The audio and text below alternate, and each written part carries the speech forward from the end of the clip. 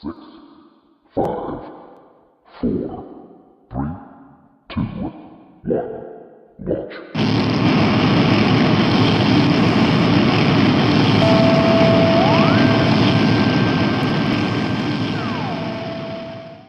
여러분 안녕하십니까? 국제헤드헌터입니다. 제 이름은 고든 더들리이고 HR 컨설턴트 겸 커리어 코치입니다. 저의 유튜브 채널에 오신 걸 환영합니다. So ladies and gentlemen, welcome to the first full video of 국제헤드헌터.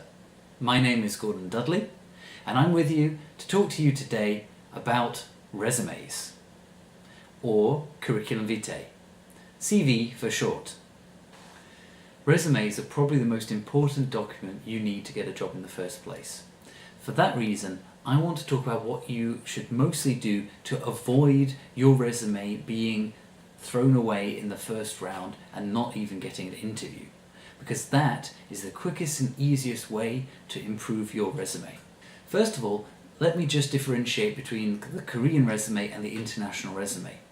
Now in Korea, the resume is usually fixed. There is a template which is given from the company, and therefore you simply fill out every box that's required. Simple. Unfortunately, the case for international companies is that there is no fixed template. First and foremost, I want to start with no typos. That means no typing errors, spelling mistakes, or sloppy grammar. One of the most important things for the first impression. And that first impression is what really counts when someone who's reviewing your resume only has less than a minute to decide to put you into the next round or to discard you right away. You might be thinking, why for my customer service job is my writing ability important? And it's true, you're not going to be tested on your writing ability. However, it still remains the single easiest way that the person reviewing your resume can discard you from the process. So the second one I want to talk about in the top 5 is spacing or amount of text. Now for some reason, a lot of people seem to think that the resume, when they apply for a job, is their chance to write as much as they possibly can to show off. That is not going to be effective for grabbing the attention of the recruiter or the hiring manager. Studies have shown that the average time spent looking at a resume is less than 1 minute. So if your resume looks anything like this, you can see the text is filling the page from left to right, top to bottom. It needs to be changed. The thing is, like I said, 1 minute to read this, the chances are it's not going to be read. It's probably not going to be read at all. The first impression will be, I don't want to read this. And what are they going to do? They're going to throw it out. The key here is quality, not quantity. So let me show you a basic overview of what is an acceptable and good amount of spacing on your resume. You can see here margins on all sides, not too much but not too little, and you can see the highlighted sections of each as you go down the page. Number 3, positive action verbs. As I mentioned before, word choice is very important. There are certain words to avoid using, and there are certain ones which are definitely preferable. Try to start each sentence in the description of your work experience with a positive action verb. That could be manage, it could be develop, design, upgraded, facilitated. The list goes on. There are so many of these positive action verbs that you can use. I mentioned that I was going to share a long list, incredibly long list of positive action verbs. You can find them, but there's a link that I've shared below the video in our company blog. Feel free to download that and apply the ones which are most relevant to your profile. Number 4 is keywords. Keywords are the most important qualities that are required for a particular job.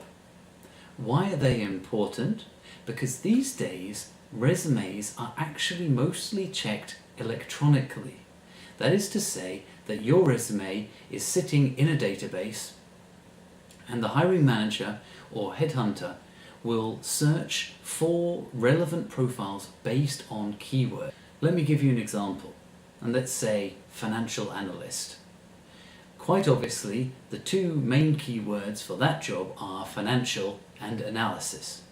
So make sure you have them in your resume. But there's also a whole range of other additional words which will also be important to put into your resume. Now, how can you find out the ones which you need to put in? Well, there's a clue in the job description. The job description will include a lot of those keywords which are the most important qualities or skills required for the job. And it's those which you should pick out and make sure that they are in your resume.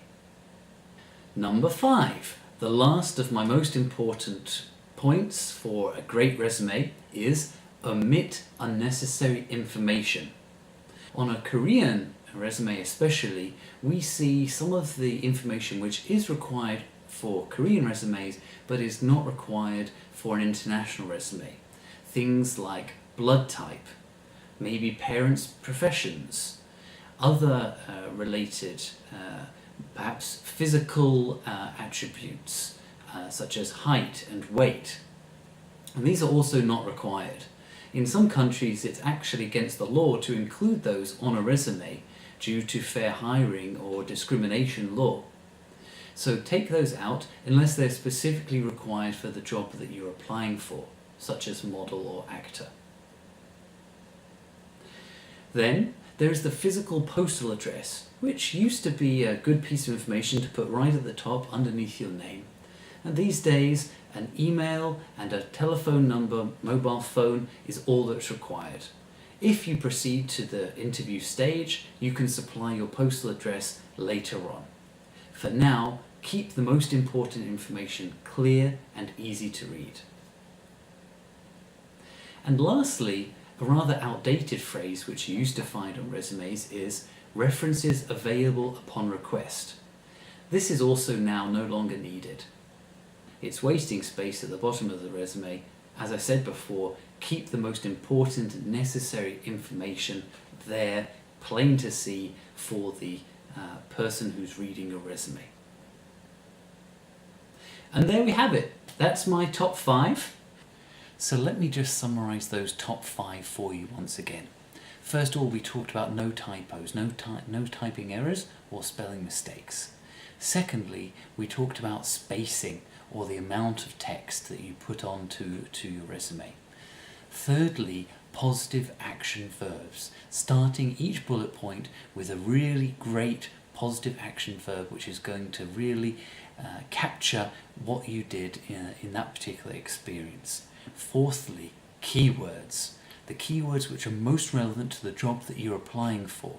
It requires a bit of customization. It requires you to look at the job description and pull out those keywords, but make sure that they are woven into your personal story. And last of all, the 5th one, omit unnecessary information.